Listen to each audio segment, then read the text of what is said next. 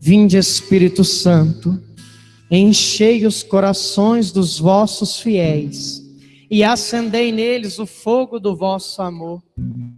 Enviai o vosso Espírito e tudo será criado e renovareis a face da terra. Oremos. Ó Deus, que instruísse os corações dos vossos fiéis com a luz do Espírito Santo, fazer que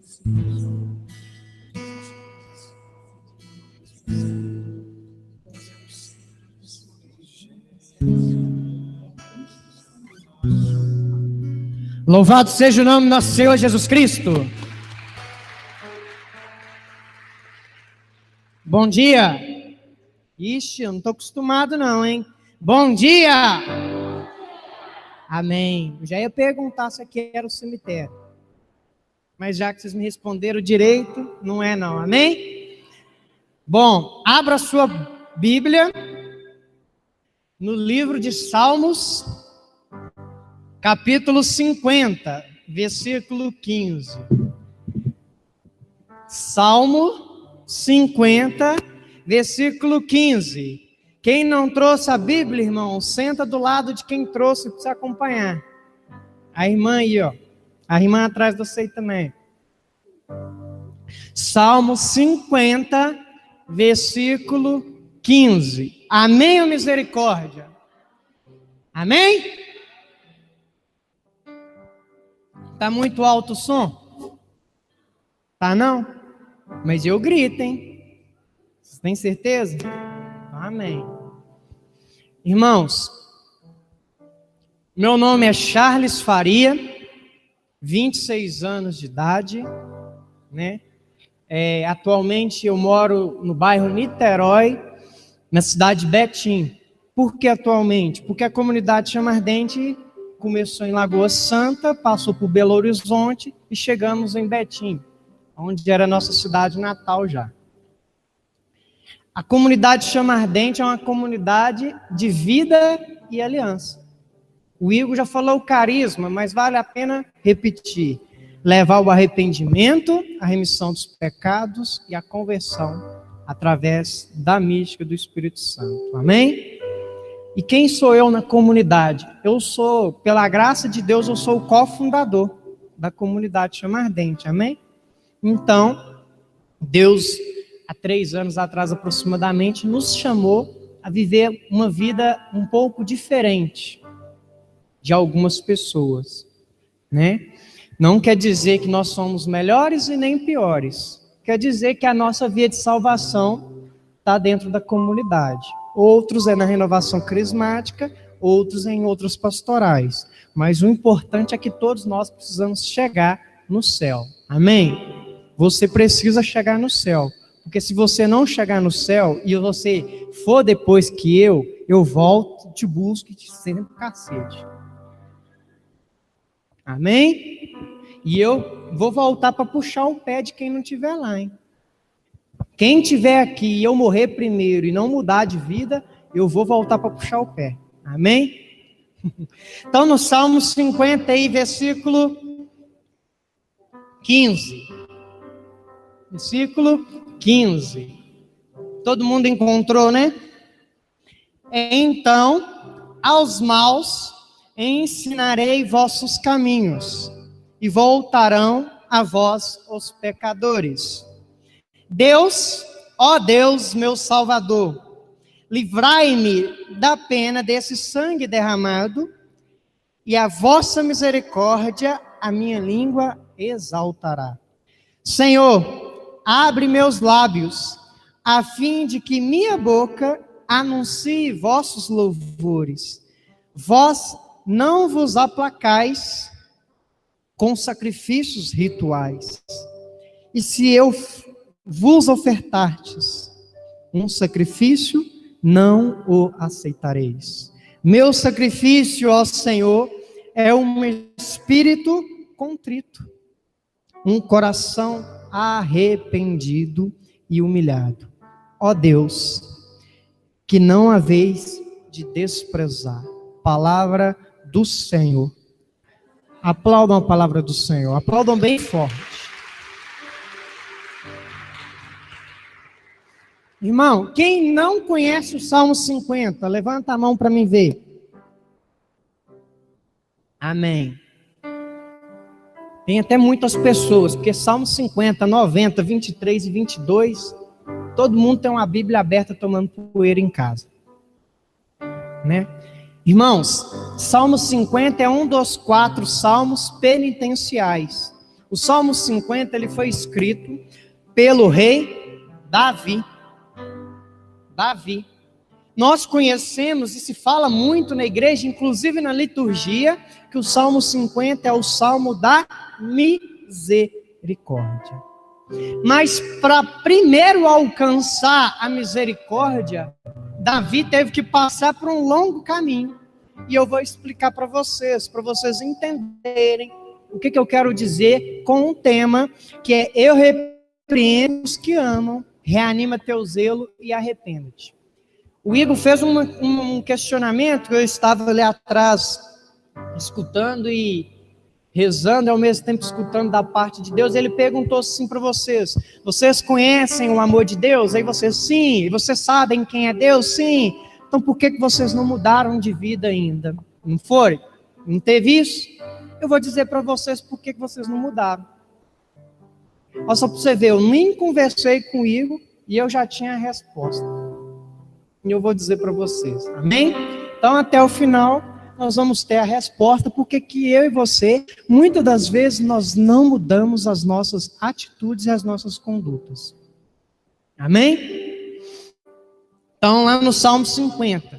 Por que Davi escreve o Salmo 50? Por que Davi reza o Salmo 50? Lá no livro de Samuel, 2 Samuel, capítulo 11, 12, vem nos narrar por que disso. Eu vou ficar mais no ambão, porque o irmão está gravando, eu vou facilitar a vida dele. Então, o que acontece? Davi, depois do almoço, Davi tinha um costume, e era costume da época, tirar um cochilo. Davi tira o cochilo, acorda, Davi vai até o terraço da janela do quarto dele, e lá de cima ele observa uma mulher, chamada Betsabeia. Davi chama um dos seus súditos e fala assim: olha, quem é aquela mulher ali? Que a própria palavra fala que aquela mulher era linda e formosa. Quando o súdito fala assim: olha, Davi, meu rei e meu senhor, aquela mulher se chama Betsabeia, esposa de Urias. Esposa de Urias. Davi manda chamar Betsabeia no quarto dele e se aproveita dela. Vamos supor assim, né? A palavra fala conheceu. Toda vez que a Bíblia falar conheceu, você pode saber que rolou ato sexual. Amém? Então, Davi conheceu Betsabeia ali naquela noite. Passado algum tempo, Betsabeia manda avisar Davi: olha, Davi, eu estou grávida. Eu estou grávida. E aí Davi se preocupa, por quê? Porque aquilo que ele fez, aquele pecado que ele fez do adultério, que estava no oculto, corria o risco de aparecer para todo mundo. E quem que era Davi? Davi era só simplesmente um dos maiores, para não falar o maior, rei que Israel já teve em todos os seus tempos. Davi era um homem já como rei, que aos 7 anos de idade foi ungido rei por Samuel. Davi era um homem e um menino e um adolescente que havia derrotado Golias, o filisteu. Davi era o homem que havia destruído um leão que o queria devorar. Davi era um homem que até esse exato momento nunca tinha perdido uma guerra, porque ele era abençoado por Deus. E ele nunca perdeu uma guerra. Agora Davi se encontra assim: olha, o povo vai descobrir o meu pecado, o meu podre. E aí Davi tenta esconder o pecado dele. Como?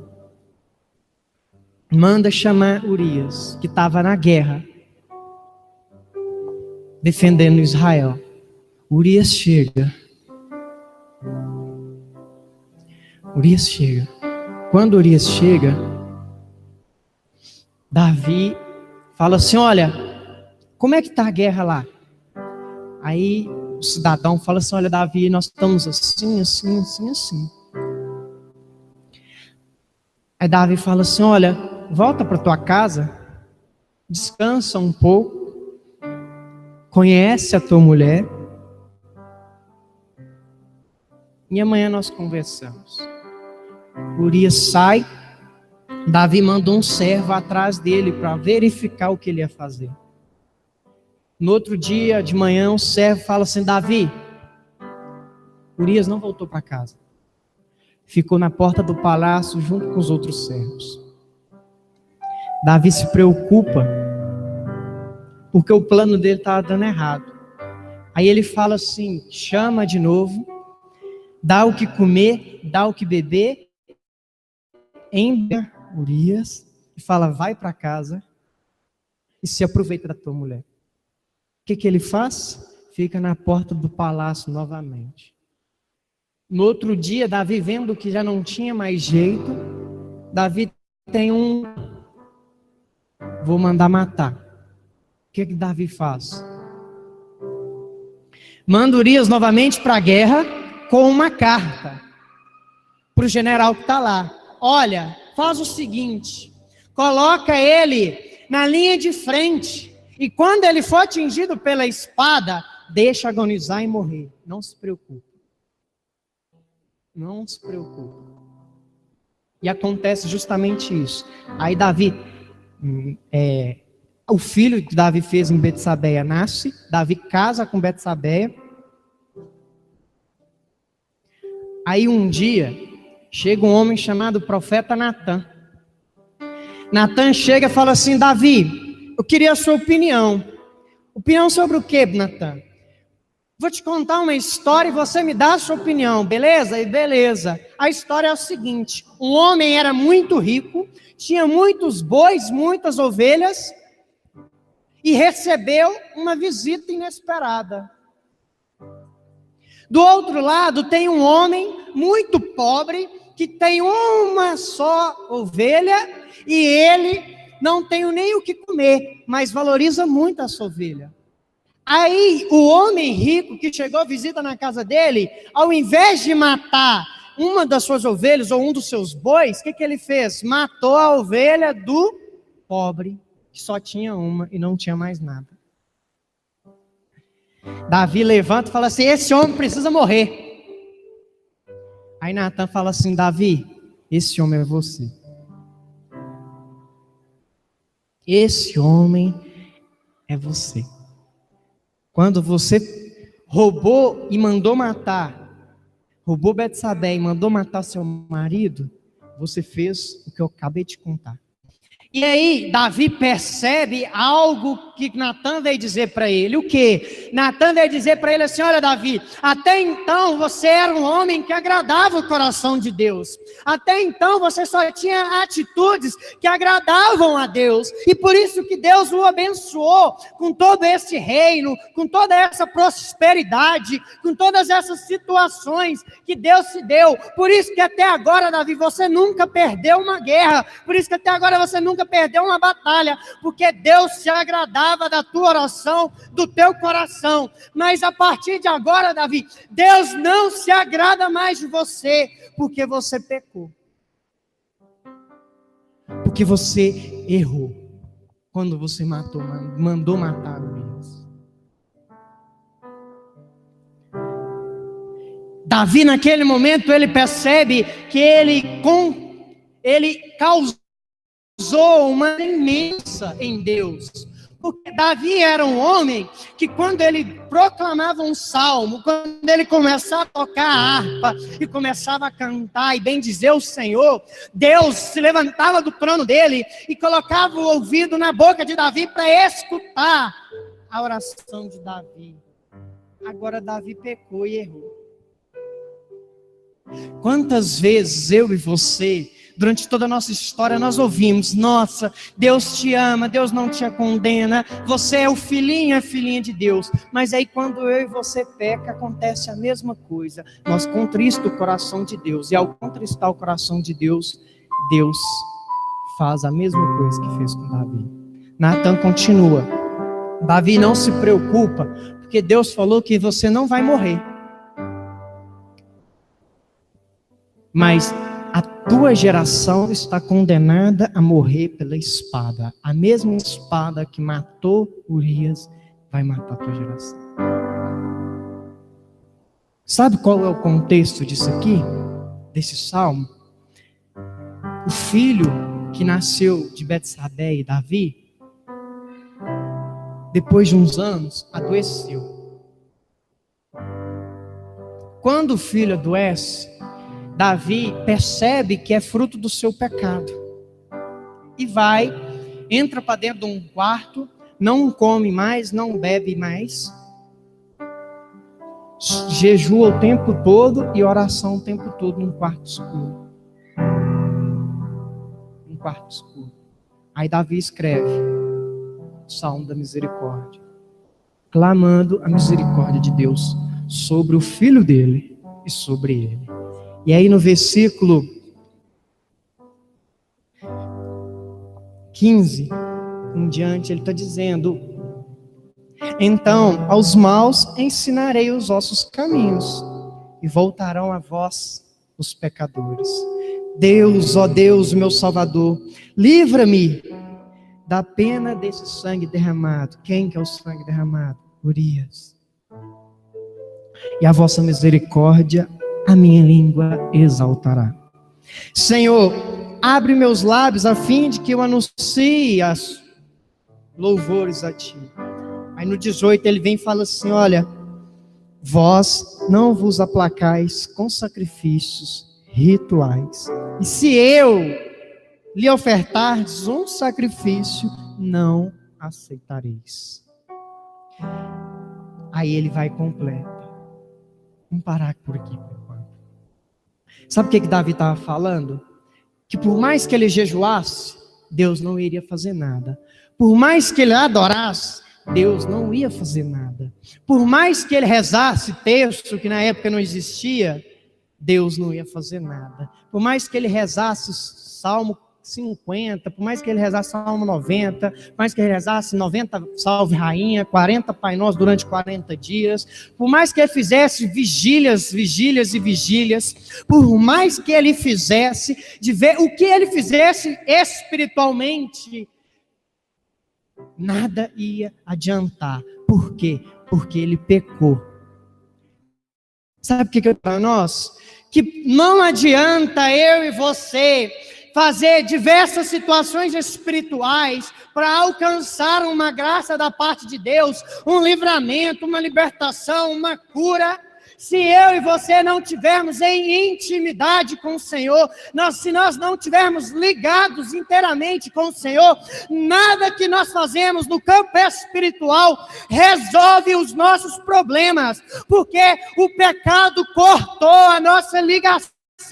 E aí nós estamos fazendo tudo na carne, estamos fingindo que estão pagando preço, estamos fingindo que estão derramando na vigília, na oração do texto, do rosário e diversas outras orações, e Deus está falando assim: filho, eu não estou escutando a tua oração porque você está em pecado mortal ou grave, e enquanto você não reparar, eu não vou escutar, porque eu não tenho intimidade com você. Querido, quando nós cometemos um pecado, nós estamos dizendo para o Senhor: olha, Jesus, eu não quero ter intimidade com você. Eu não quero assumir a cruz. Eu não quero assumir o que a cruz me dá, que é a minha salvação.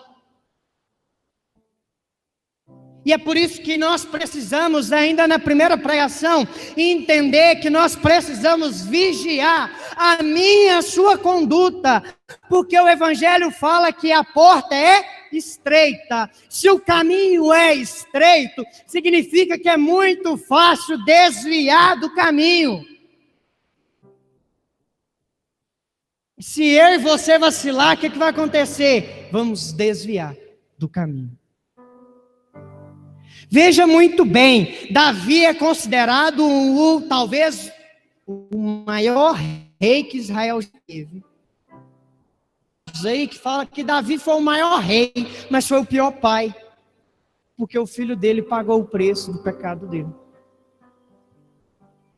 Eu não concordo não, mas infelizmente, amém. Irmãos, o caminho é estreito, e se nós não vigiarmos a nossa conduta, nós vamos desviar. Se nós desviarmos e não voltarmos atrás e corrigir, tudo que nós for fazer espiritualmente não vai ter valor.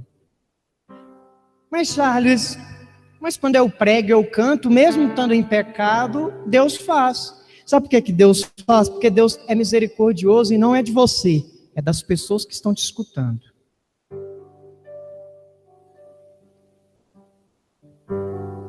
Porque quem está te escutando não merece pagar o preço do seu pecado.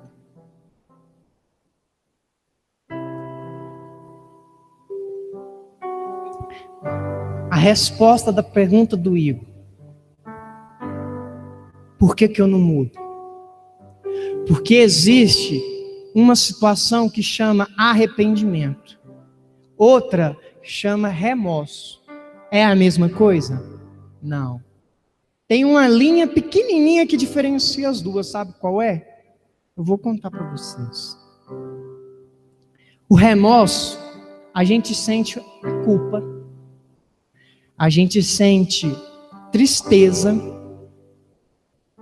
mas falta uma linha muito pequena para nós mudarmos. A resposta é essa. Muitas das vezes nós erramos contra Deus, cometemos diversos tipos de pecados, sentimos remorso. Na maioria das vezes nós nem passamos perto do arrependimento, porque nós estamos no remorso. Eu fofoquei, vacilei, não precisava fofocar. Só que amanhã eu vou e cometo a mesma coisa. Eu menti hoje, aí amanhã eu faço a mesma coisa. Sabe o que é isso? Remorso. Você se sentiu culpado, mas não teve mudança de vida. Não teve mudança de vida. Você se sentiu culpado, traí Jesus.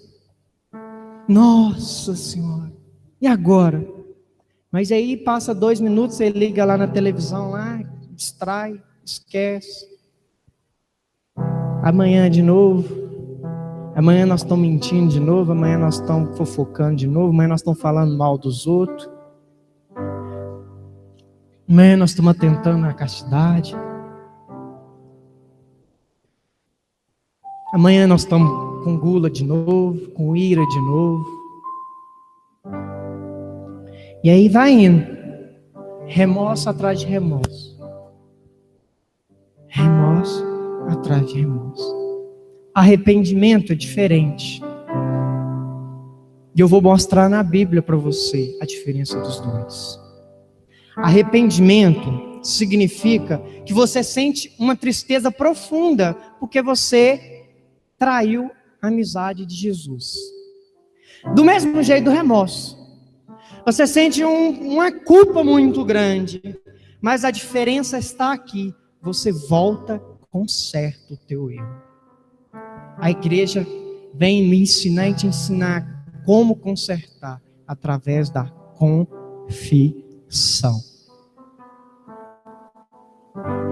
Ou seja, remorso e arrependimento, quase a mesma coisa. O que diferencia você continua a sua vida da mesma maneira. Outra, você se confessa, volta atrás, conserta o teu erro e não pratica mais. Sabe onde que tem isso na Bíblia? Lá no livro de João, no finalzinho de João para Atos dos Apóstolos. Existem 2 homens com o mesmo pecado praticamente. Um se chama Judas Iscariotes. Outro se chama Pedro. Judas Iscariotes traz Jesus e entrega Jesus ao exército romano. Pedro traz Jesus e nega Jesus 3 vezes. E qual é a diferença? Judas Iscariotes sentiu remorso, não suportou tamanha dor, tamanho sofrimento, tamanho sentimento de culpa e suicidou. Achou uma saída mais fácil. Pedro sentiu um sentimento de culpa, de tristeza. Eu traí o mestre, eu traí o meu melhor amigo, eu traí aquele do qual foi a pessoa que eu mais amei durante os 3 anos, eu traí a pessoa que eu declarei, que foi eu que declarei: tu és o Cristo, o Senhor dos Senhores. Agora eu traí ele. Pedro olhava para os outros apóstolos ali e pensava: olha, eu não sou digno de tocar a igreja. Jesus mandou eu ser a pessoa que vai controlar a igreja, a pessoa onde que vai ter as decisões, mas eu não consigo fazer isso, porque eu traí o mestre. Eu não sou digno. O sentimento de Pedro era esse: olha, eu não sou digno de guiar vocês na fé, filhos, porque eu traí Jesus. Jesus precisou. Eu joguei na cara dele que eu não conhecia.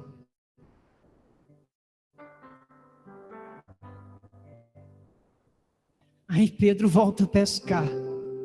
Alguns aí falam: Pedro quis voltar para a vida velha. Mas eu quero dizer para você que Pedro quis voltar não à vida velha, mas à essência do chamado dele. Porque aonde que Pedro encontrou Jesus primeira vez?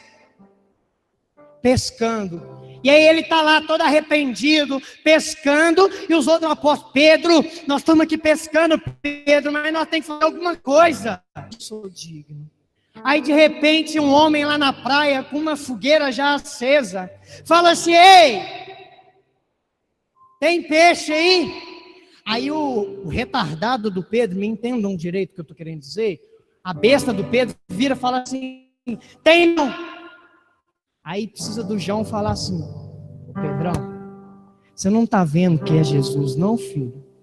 A mesma coisa aconteceu há 3 anos atrás.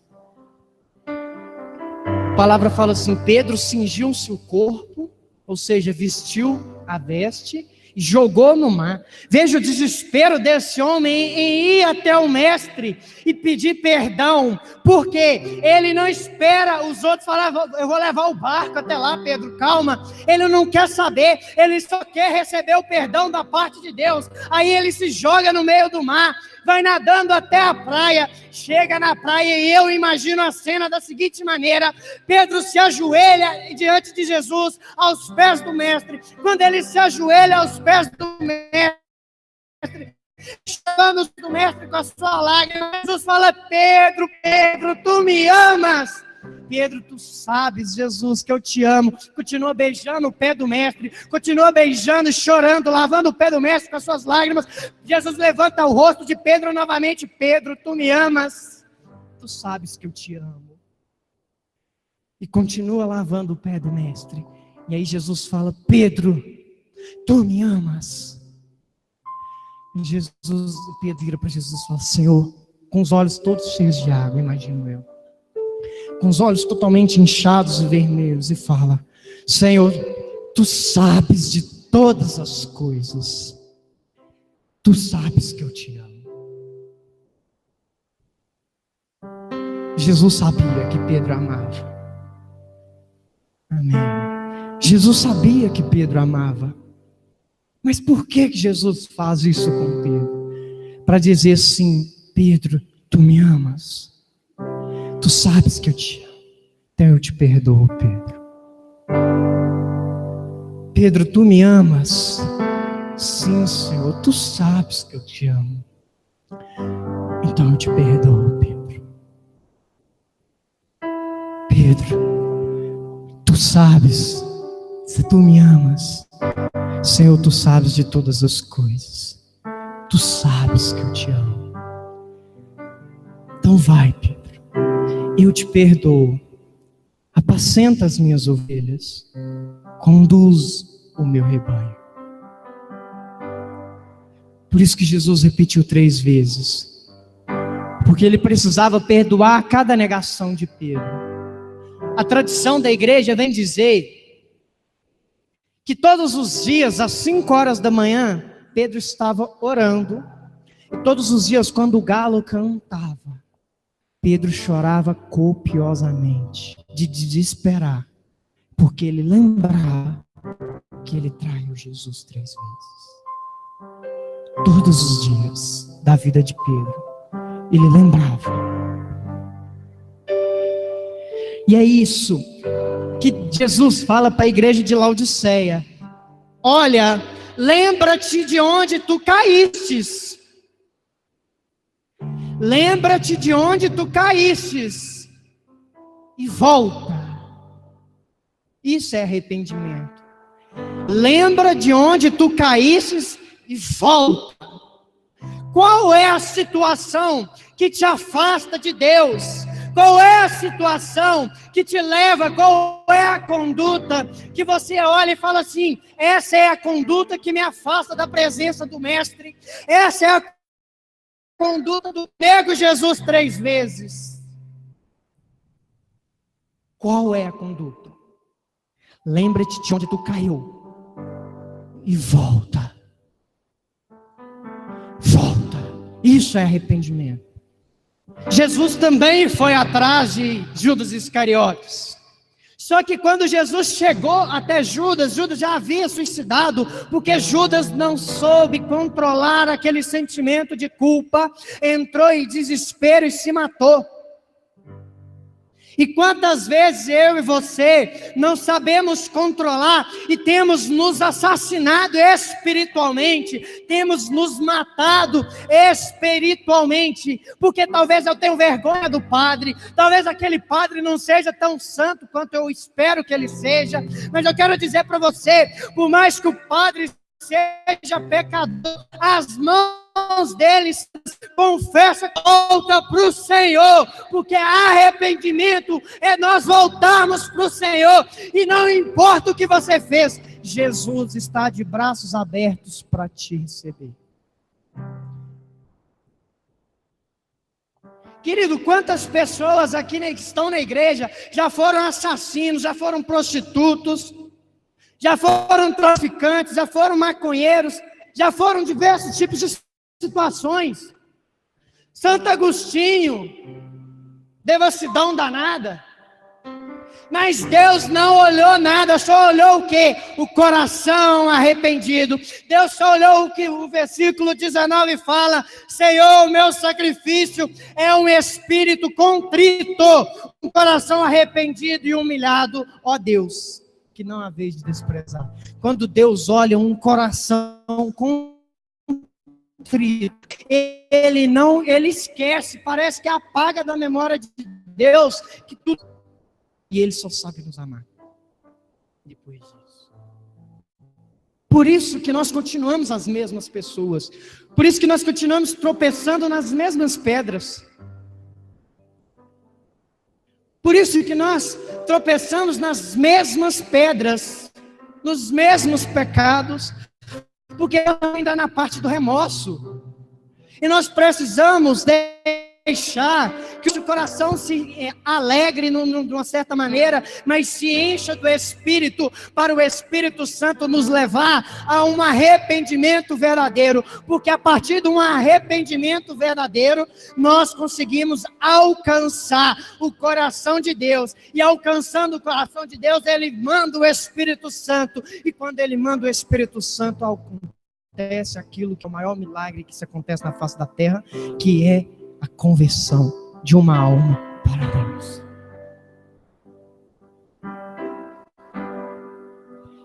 Para você ter uma ideia, só no Novo Testamento existem mais de 70 vezes a palavra arrependimento. Só no Novo Testamento. Pedrão, depois do Pentecostes, As pessoas perguntam assim: tudo bem, Pedro, você está falando do tal Espírito, do tal Jesus aí que não matou, mas como eu faço para receber esse Espírito? Aí Pedro grita: arrependei-vos! Arrependei-vos! E recebei o dom do Espírito Santo. Querido, não tem batismo no Espírito Santo sem conversão. Não existe batismo no Espírito Santo sem arrependimento. O que temos vivido aí fora não é batismo no Espírito Santo, é emocionalismo. Porque se não tem arrependimento, não é batismo no Espírito Santo. Porque São Pedro, em Atos 2, versículo 38, arrependei-vos e recebereis o dom de Deus.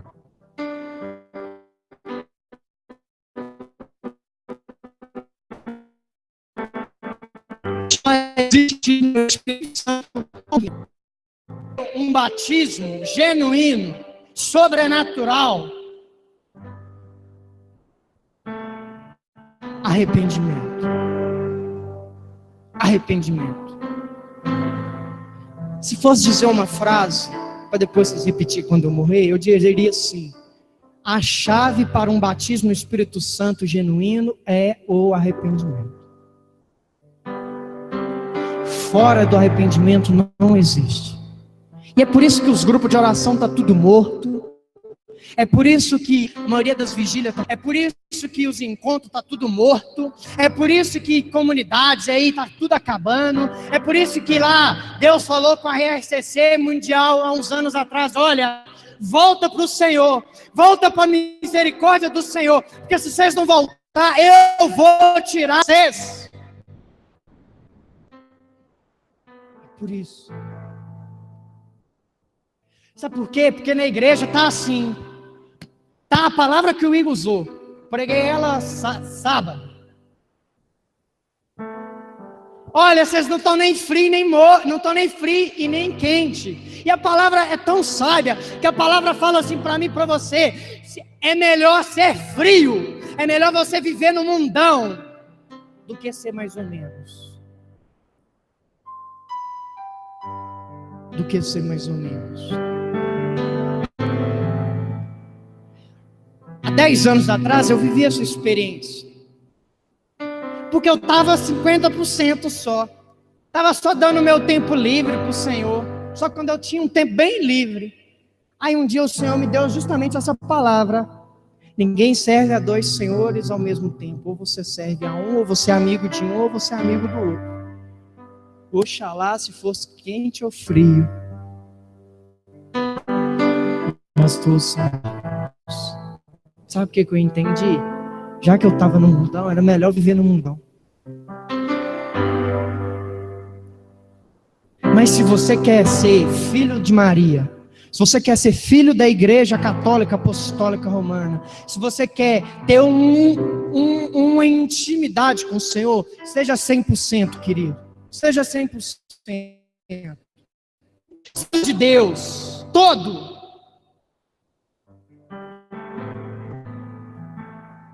Reanima o teu zelo.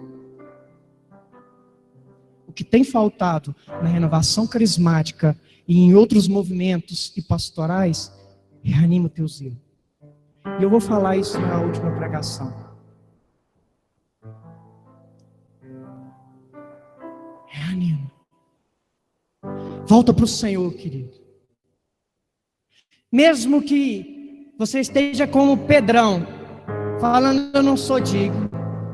Muitas vezes. Jesus não quer saber do teu passado. Olha o final.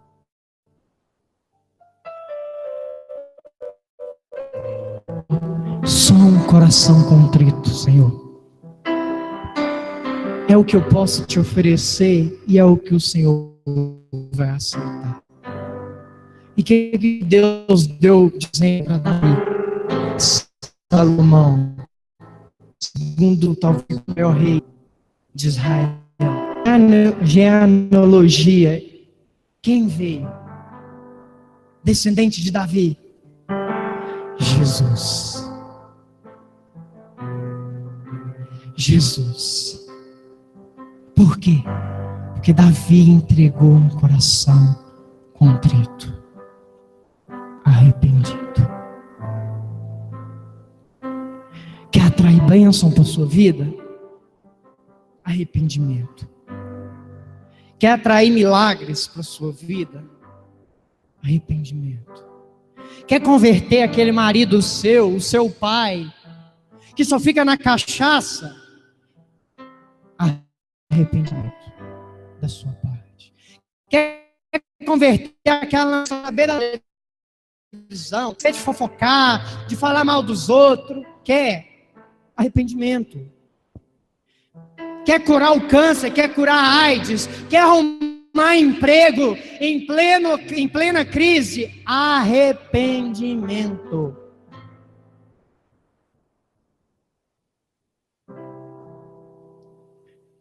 Quer levantar morto do caixão? Arrependimento.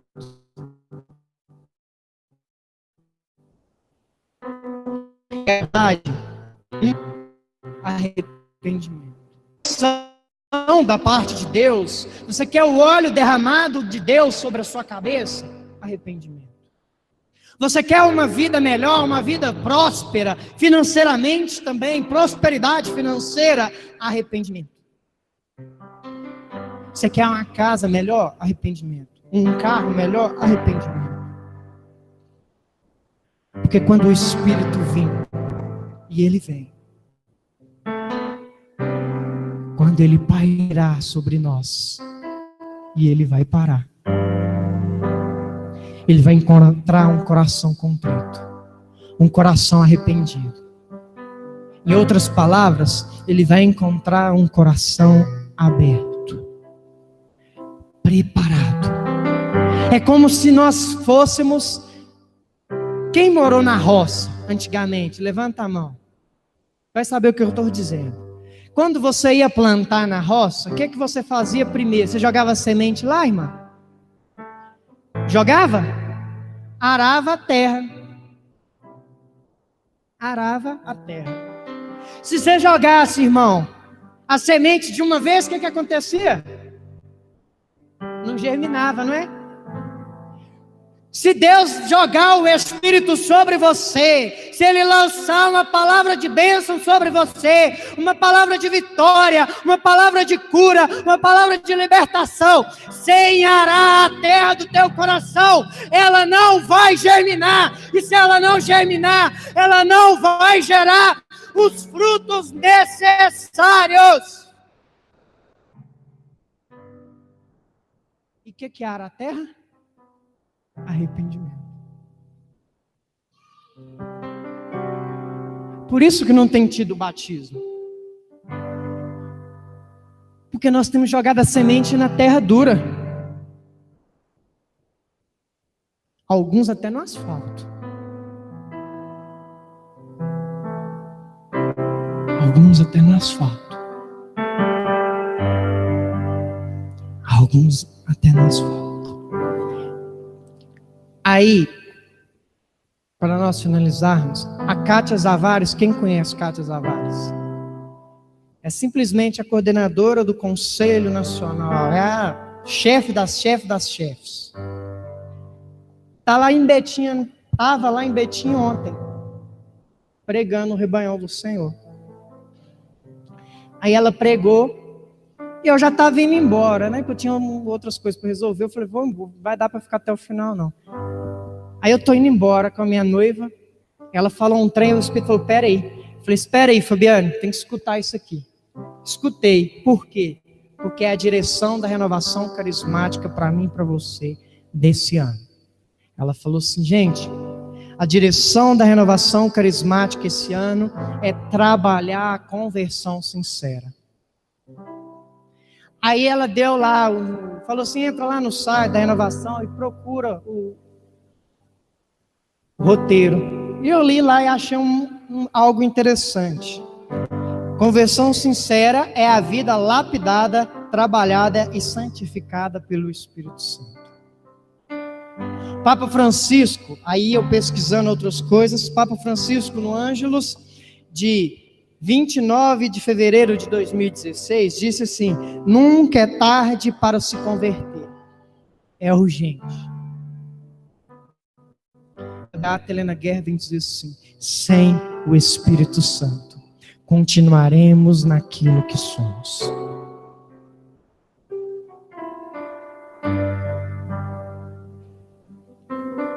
Você quer continuar naquilo que você é?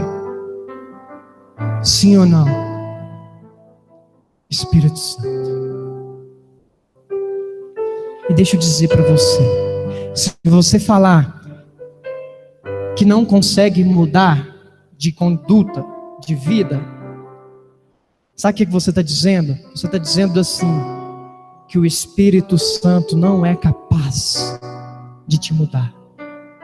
Que o Espírito Santo não tem poder para mudar a sua história de vida.